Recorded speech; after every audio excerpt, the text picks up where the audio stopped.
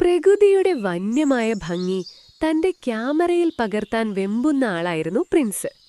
വയനാടൻ കാടുകളുടെ ഉൾപ്രദേശത്ത് ആരുമധികം കടന്നുചെല്ലാത്ത ഒരിടത്ത് ഒരപൂർവ ഇനം ചിത്രശലഭത്തെ തേടിയാണ് അവനന്ന് പോയത്.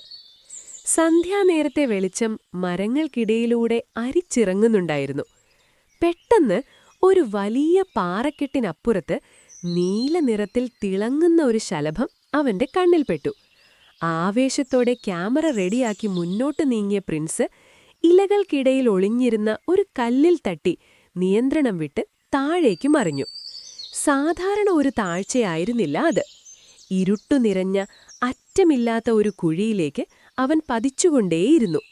പേടിച്ച് കണ്ണുകളടച്ച അവൻ ബോധരഹിതനായി. ബോധം വീണ്ടെടുത്ത് പ്രിൻസ് കണ്ണു തുറന്നപ്പോൾ കണ്ട കാഴ്ച അവനെ സ്തംഭിച്ചുപോയി.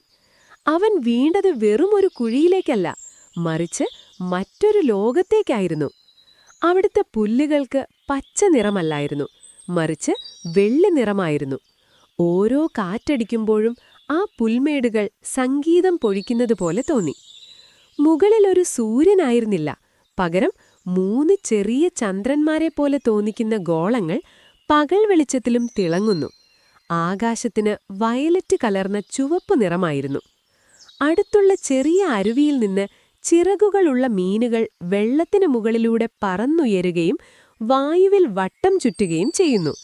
അവയുടെ ചിറകുകളിൽ നിന്ന് മഴവിൽ നിറങ്ങൾ ഉതിരുന്നുണ്ടായിരുന്നു.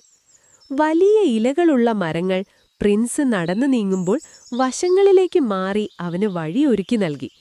അവ മന്ദമായി മന്ത്രിക്കുന്നതുപോലെ അവന് തോന്നി. നേർത്ത ഒരു ചാറ്റൽ മഴ പെയ്തപ്പോൾ അതിന് പനിനീരിന്റെയും കാട്ടുപൂക്കളുടെയും സുഗന്ധമായിരുന്നു. ആ വെള്ളം ദേഹത്ത് വീഴുമ്പോൾ പ്രിൻസിന് ഒട്ടും നനവ് തോന്നിയില്ല, പകരം വല്ലാത്തൊരു ഊർജമാണ് ലഭിച്ചത്. തന്റെ ക്യാമറ എടുത്ത പ്രിൻസ് ഈ കാഴ്ചകളെല്ലാം പകർത്താൻ ശ്രമിച്ചു. എന്നാൽ വ്യൂ ഫൈൻഡറിലൂടെ നോക്കുമ്പോൾ അവൻ കാണുന്നത് വെറും കാഴ്ചകളല്ല, മറിച്ച് ആ ലോകത്തിന്റെ ആത്മാവിനെയായിരുന്നു. ആ ലോകം അതിമനോഹരമായിരുന്നെങ്കിലും പ്രിൻസിന് തന്റെ വീട്ടിലേക്ക് മടങ്ങണമെന്ന് തുടങ്ങി. അവിടെയുള്ള ഒരു വലിയ തടാകത്തിനരികിൽ വെള്ളത്തിൽ ചിത്രം വരയ്ക്കുന്ന ഒരു വൃദ്ധനെ അവൻ കണ്ടുമുട്ടി.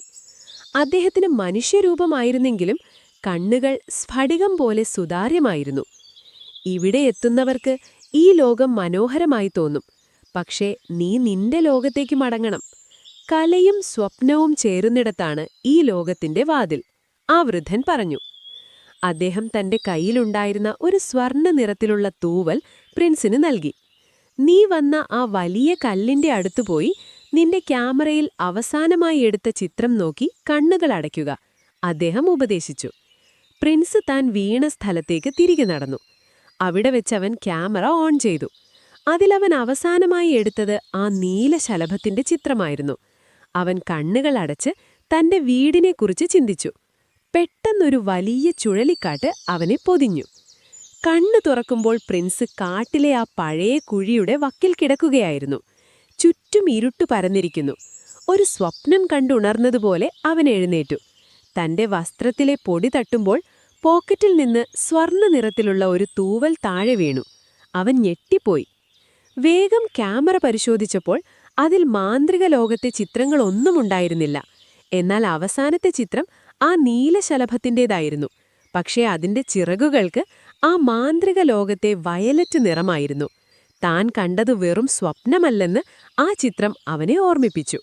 മിടുക്കൻ കുട്ടികളായി ഇതെല്ലാം പഠിക്കുമല്ലോ അല്ലേ? ഈ വീഡിയോ നിങ്ങൾക്ക് ഇഷ്ടപ്പെട്ടോ? എങ്കിൽ ഇനിയും ഇതുപോലുള്ള അടിപൊളി വീഡിയോകൾ വരുന്നുണ്ട്. അതൊന്നും മിസ്സാവാതിരിക്കാൻ താഴെ കാണുന്ന ചുമന്ന സബ്സ്ക്രൈബ് ബട്ടൺ വേഗം അമർത്തിയേക്കൂ. അതോടൊപ്പമുള്ള ബെൽ ഐക്കൺ കൂടി ക്ലിക്ക് ചെയ്ത് ഓൾ കൊടുക്കാൻ മറക്കല്ലേ. നമുക്ക് വീണ്ടും കാണാം. Tata, bye bye.